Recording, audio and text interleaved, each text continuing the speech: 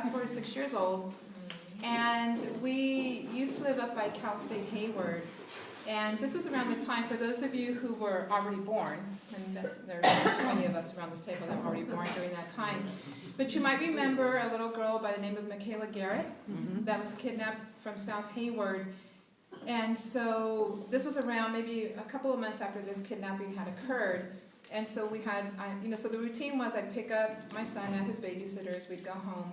But sometimes we'd stop by at the neighborhood supermarket and I would buy him an icy before we went home. So we did this, and I remember that on that particular day, and it's an L-shaped, for those of you that are familiar with the shopping center right above Cal City Bay, or certainly the alumni will know what shopping center I'm referring to, there was no parking in front of the store, so I parked on the other end. And for those of you that have children and are around children, you know that they don't wait for you, right? It's like, before I could even turn off the ignition and pull the keys out, my son was already off and running down the sidewalk. But when I stepped out of the car, I saw him running back towards me. And when I saw his face, I knew something had happened. So it wasn't fear, but the sense of urgency, like he had something really important to tell me. And I could see his mouth moving, but I couldn't hear what he was saying. And as he got closer, he goes, "Mom, get down, get down, get down." So I got down, and I said, "What's going on?" And just very angry, he said, "You see that car over there? There were two men, and they told me they would pay me $50 if I got in and took a ride with them around the block." Wow.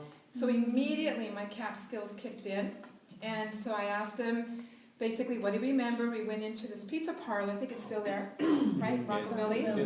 And we went in there, and the manager, Tino, was there, and I said, "Call the police, this is what happened." So he said, "I'm going to send one of the guys to go and get the license plate because the car had not moved." Wow. And so, they came back, and within literally less than 5 minutes, the police from Cal City Bay showed up, and then within 10 minutes, the Hayward Police Department. But it was really interesting because one of the officers from the Hayward Police Department was someone that I worked with through CAP. So he walks in, and he looks at me, and he says, "You've got to be kidding me," right? And I said, "Nope." I said, "This is no joke." And so he says, "Okay, so Norma, you know the routine." I'm like, "Yes, I know the routine," meaning that I couldn't be with my son while they interviewed him. So they took him to the back room, and I don't know, it might have taken about maybe 15, 20 minutes. And Art comes back and he says to me, he goes, "You want the good news or do you want the bad news?" And I said, "Give me the bad news first." He said, "Well, first of all, I want to tell you that your son was consistent in his telling of the story, but these men really didn't break any law because they didn't actually come out